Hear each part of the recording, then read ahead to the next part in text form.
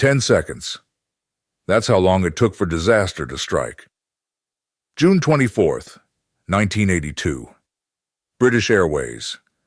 Flight 009, a Boeing 747, is cruising at 37,000 feet en route from London to Auckland, with a stopover in Jakarta. On board are 263 passengers and crew, unaware they're about to fly straight into a nightmare. Over the Indian Ocean, the plane encounters an invisible danger: volcanic ash from Mount Galunggung. All 4 engines fail, plunging the aircraft into a silent, powerless glide. What happens next is one of aviation's most incredible stories of survival. Today, we're diving into the volcanic ash nightmare of Flight 009, the ingenuity of Captain Eric Moody, and the global changes this incident sparked.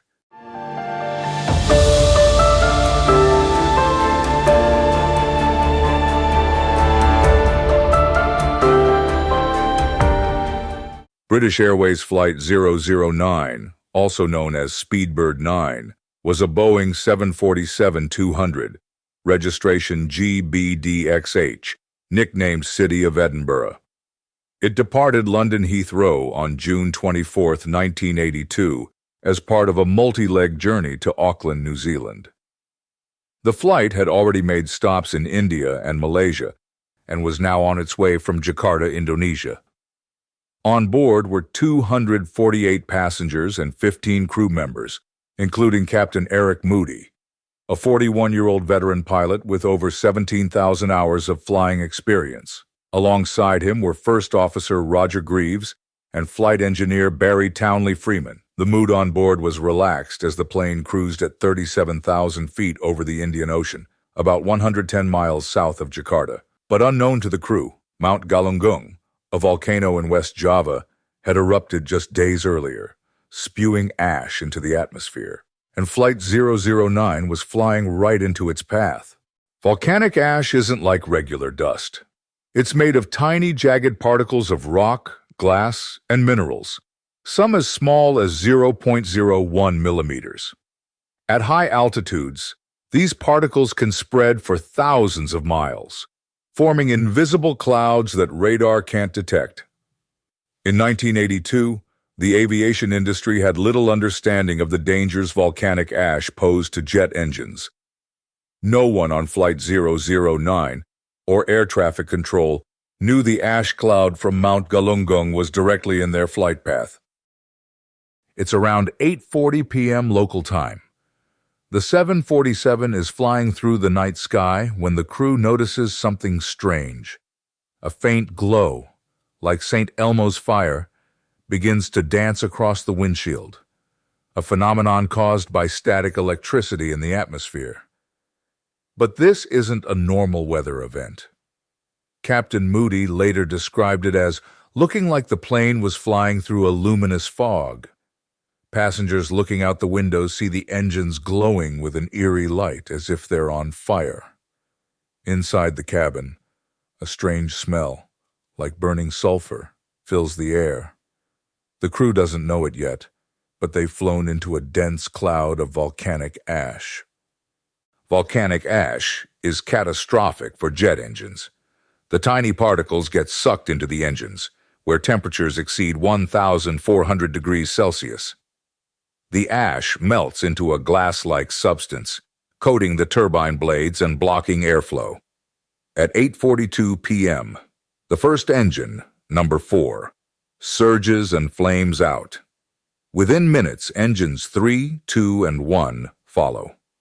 In less than 2 minutes, all 4 engines on the Boeing 747 have failed. The cockpit falls silent as the massive plane, weighing over 300 tons, becomes a glider at 37,000 feet. The cockpit erupts in chaos. Warning lights flash and alarms scream as the plane loses power. Without engines, the 747 is losing altitude fast, about 6,000 feet per minute. Captain Moody takes control, pitching the nose down to maintain airspeed and prevent a stall. First Officer Greaves begins the engine restart procedure, while Flight Engineer Townley Freeman monitors the systems. The crew calculates they have about 15 minutes of glide time before they'll hit the ocean. They're 90 miles from Jakarta, but there's a problem. The terrain between them and the airport includes mountains as high as 12,000 feet.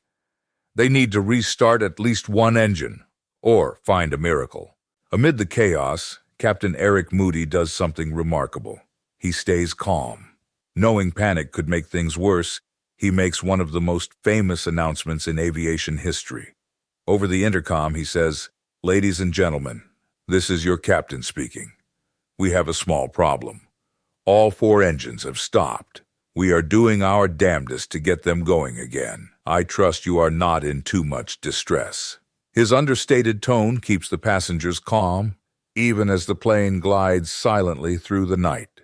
Moody's experience kicks in. He knows the 747 can glide about 15 miles for every 10,000 feet of altitude, giving them a range of about 90 miles. But they're descending fast, and the mountains ahead are a deadly obstacle. The crew declares a mayday to Jakarta Air Traffic Control, who clear them for an emergency landing.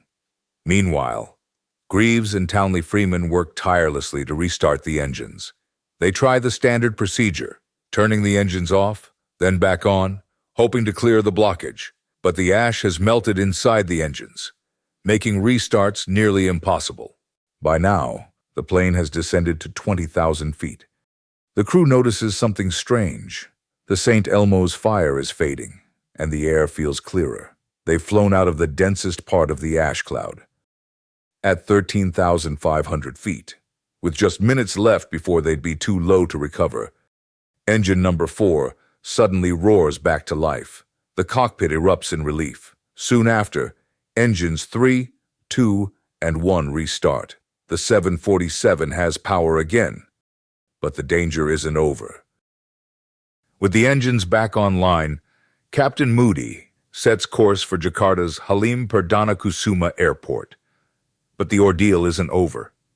The volcanic ash has sandblasted the windshield, making it nearly opaque. Moody can barely see to land.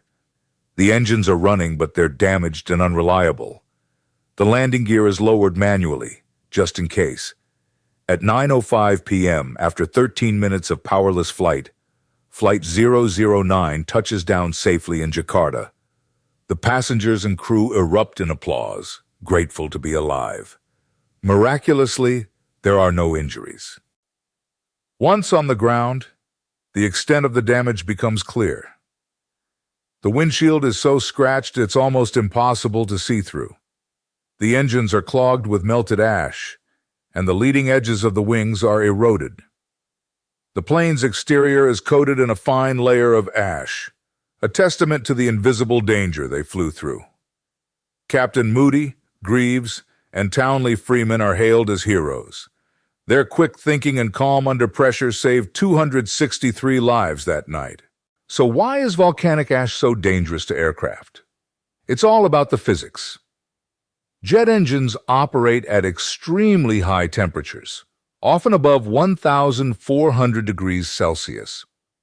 When ash particles enter the engine, they melt into a glassy substance that sticks to the turbine blades, blocking airflow and causing the engine to stall. The ash also erodes critical components, like the leading edges of wings, and can clog sensors, leading to false readings. In 1982, the aviation industry didn't fully understand these risks. Pilots weren't trained to recognize ash clouds, and weather radar couldn't detect them because ash particles are too small. Flight 009 wasn't the only close call. In 1989, KLM Flight 867, another Boeing 747, lost all 4 engines after flying through ash from Mount Redoubt in Alaska. Like Flight 009, they managed to restart the engines and land safely. But these incidents highlighted a growing problem. As air travel increased, so did the risk of planes encountering volcanic ash. Something had to change. The near disaster of Flight 009 became a wake-up call for the aviation industry. In the years that followed, global efforts were made to improve ash cloud detection and avoidance. The International Civil Aviation Organization, ICAO, established volcanic ash advisory centers, or VAACs, to monitor volcanic activity and issue warnings to airlines. Satellites were deployed to track ash clouds in real time, and weather models were improved to predict their spread. Pilots were trained to recognize the signs of volcanic ash, like St. Elmo's fire or sulfur smells, and to avoid flying through it at all costs. Captain Eric Moody and his crew were honored for their heroism. Moody received the Queen's Commendation for valuable service in the air, and the incident became a case study in pilot training programs worldwide. The city of Edinburgh was repaired and returned to service, flying for British Airways until 2004. Today, thanks to the lessons learned from Flight 009, the aviation industry is better equipped to handle volcanic ash. But the incident remains a stark reminder of nature's power and the importance of human ingenuity in the face of disaster. British Airways Flight 009 is a testament to the skill and composure of Captain Eric Moody and his crew. Their actions turned a potential tragedy into a story of survival that still inspires pilots today. What do you think about this incredible incident? Let me know in the comments below. If you enjoyed this video, give it a thumbs up, subscribe for more aviation stories, and hit the bell icon so you don't miss my next upload. I'll see you in the skies. Stay safe, and thanks for watching.